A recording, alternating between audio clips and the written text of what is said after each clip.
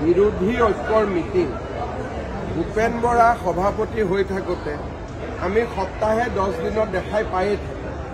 Lily হোটেলত লগ পায় আৰু লিলি হোটেলত চাহ জলপান খাই নিজৰ ভিতৰতে কথা পাতে, আকৌ ওলাই আহি নিজৰ ভিতৰতে কাজিয়া পেচাল। গতিকে এইটো টিভি চিৰিয়েল আমি যোৱা 4.5 বছৰ দেখিছোঁ। যেহেতু ইলেকশ্যন ওচৰ চাপি আহিছে, এইটো আমি বেছিকৈ দেখা পাম। লিলি হোটেলত আহিব, যাব, চাহ খাব, গালি দিব, আকৌ সাৱতা-সাৱতি কৰিব।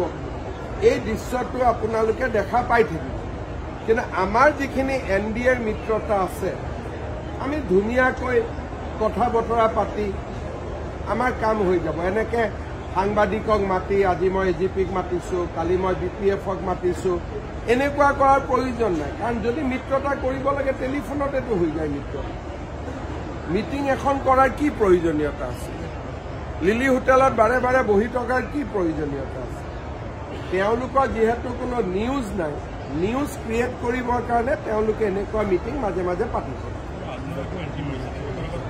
নাই, আজমলে এণ্ট্ৰি মাৰিব, দুদিন পিছত মমতা বেনাৰ্জীয়ে এণ্ট্ৰি মাৰিব, অখিল গগৈয়ে 20খন চিট বিচাৰিব, লাষ্টত এখন চিটতে মানি ল'ব।